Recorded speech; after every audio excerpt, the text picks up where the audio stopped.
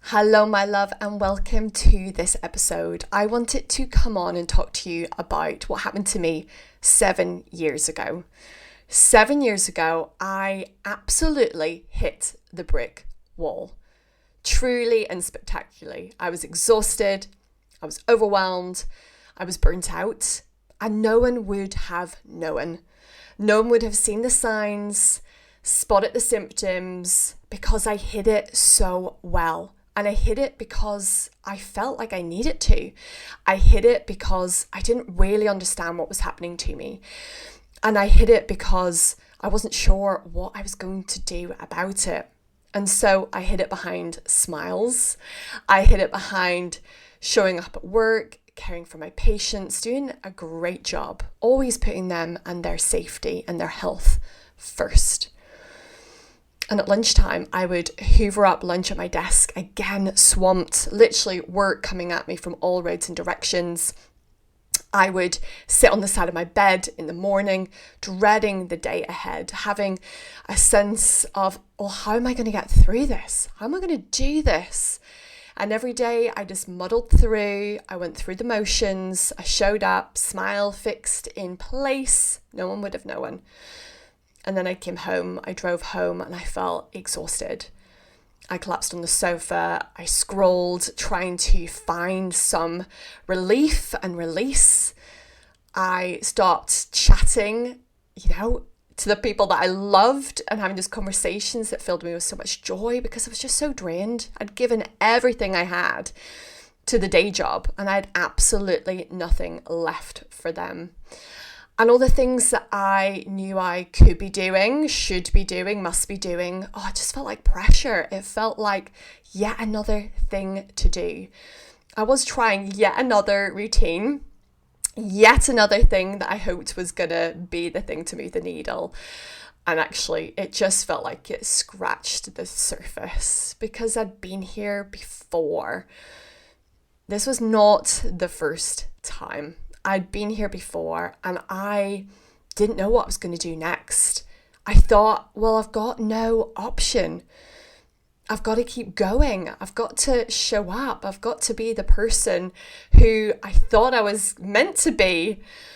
I'd worked decades, literally decades for this. I was meant to have this feeling of having made it, having navigated through all those years of study and sacrifice. And it didn't feel like I thought it was going to feel like. Not at all. And when I reflect it back, I'm not sure it ever did for me because I always felt like I was treading water or trying to keep up or trying to prove to myself that I was okay because this overwhelm that swamped me, this resentment that this was how my life was shaping up when it wasn't meant to be this way. It was there day after day, dreading the workload, dreading the drive-in, dreading turning on the computer. And I didn't feel present. I didn't feel present with the people I loved the most in the world. And I didn't feel like me. I didn't know who I was. I didn't know what I liked, what was going to work for me. I didn't know who I was anymore. I just knew, I thought I knew, that I just needed to keep going because surely this was kind of what I'd signed up for. This was the deal, right? This is what I'd worked for all those years. And, really, what other choice did I have? But here's the thing, I didn't know what I was signing up for. I didn't know the cost that this was going to wreak upon me and my well-being and my life. And it's because I didn't realize at that time, 7 years ago, almost to the day, that what I was actually stuck in was something that I now know and I now call the dark side of being a high achieving woman. The dark side of showing up, always doing, always pushing, always achieving, always proving, always feeling like I needed to do more. I never, ever, no matter how much, and I really do mean how much, I gave or did, it never felt like enough. And I thought it was me. At that time, 7 years ago, I thought it was me. This is my fault. I felt like I hadn't done enough. I hadn't tried harder. I wasn't strong enough. It was me who wasn't coping. It was me who wasn't managing, because I looked around. Well, everyone else seemed fine. Everyone else seemed fine. And maybe I even looked fine on the outside as well, because I had that smile, didn't I? I had that smile stuck on my face.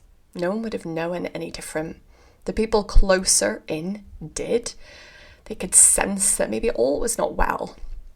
Maybe we couldn't put a word or a phrase to it then, but they saw me showing up in a way that I didn't want to be. You know, this overwhelmed, snappy, exhausted, permanently exhausted version of myself. And this was meant to be me having made it. It felt like something's not quite right here. Something's not quite clicking. This is not what I signed up for. I didn't know I was signing up for this. I didn't know it was going to feel this way. And actually, no one would sign up for it, would they? No one would sign up for the overwhelm, exhaustion, stress, burnout, repeat, rinse and repeat. Let's do this again and again, because this was not my first time. This was not my first time feeling this way. And I felt so maybe cross, frustrated at myself. How had I let this happen again? More judgment, more criticism, more blame heaped upon my shoulders by my own mind. Because surely I was the one who'd got it wrong. I was the one who had missed the memo. I was the one who had not done enough, despite giving my absolute all and more again and again and again. And really, that was the turning point for me. There was one day, sat again on the side of my bed, just feeling unable to get up, get dressed, put my shoes on, grab my bag, off I go. You know, I did do it eventually. I did get there on time, but it felt like a slog. I was treading water or going up against the mountain, going against the tide, whatever phrase works. It felt like I came to. It felt like this realization landed in that moment. This was my one precious life. My one precious life that was finite. My time, my energy were finite. And I had lost my dad very suddenly. It would be 4 years before this moment had happened. And I knew, I'd had the real life evidence in my life that we can be gone in a moment. And I came to, and I thought, this is my one precious life. I don't want it to feel this way. And that's when everything shifted. That's when everything changed. That's when I started on this journey, when I learnt all that I could get my hands on. I became a yoga teacher, did my yoga teacher training. What a joy that was, experiencing and learning about the soul, about the recovery in the soul. I learned about psychology, the neuroscience of burnout and healing and recovery, everything and anything I could get my hands on this topic. It became my personal mission to learn as much as I could. And then I retrained. I wanted to put everything into practice, proactively, deliberately, purposefully, intentionally. And so I learned and I consumed and I tried and I tested and I tweaked everything I learned.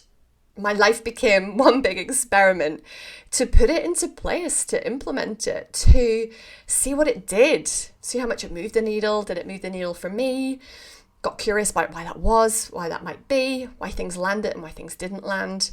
I held it all as one experiment lightly, thinking that baby step after baby step, learn after learn, put into place again and again, show up, feel the friction, feel how tough it was going at times, because that exhaustion, that overwhelm, it tried to bounce back. It was like, hang on, this is how we do things around here. This is the pattern we play, right?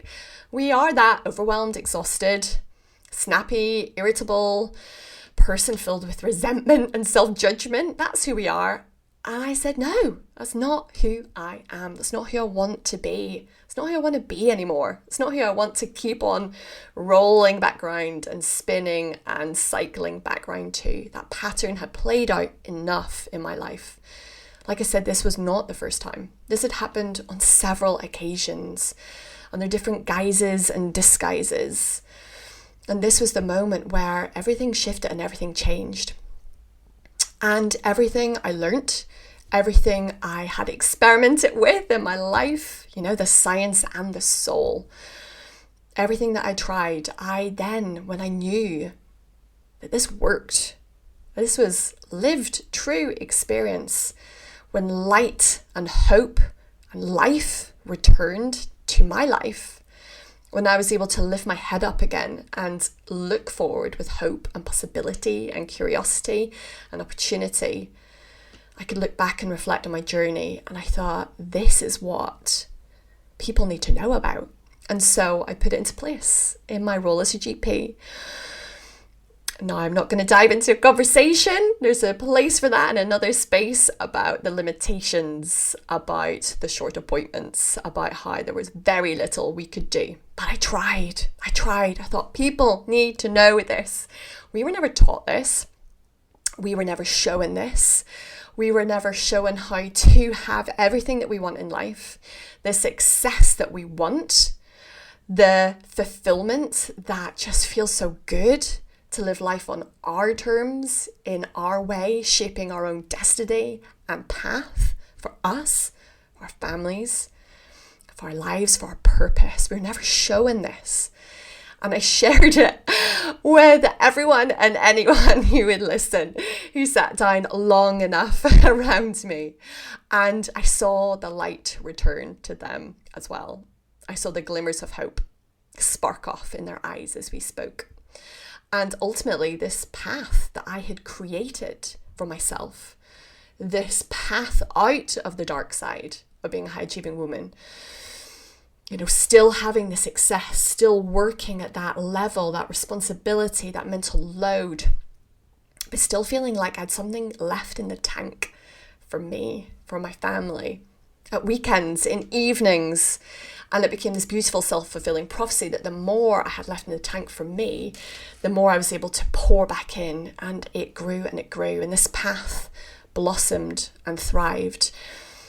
And as I went further along the path, this journey, it ultimately has led me to where I am now, to you, to in this moment, to being here together, because I felt called that more and more people, I needed to share this with them as well, that we had more control over our lives than we were ever led to believe, that we could have success, we could have all the things that we want truly for our lives as a woman. We could have it, and we could have it on our terms without overwhelm, burnout, exhaustion, stress, all of those things spinning on repeat, that we could have them, that actually we just need it to be shown. We need it to be shown the path out of the dark side so that you don't have to return there again.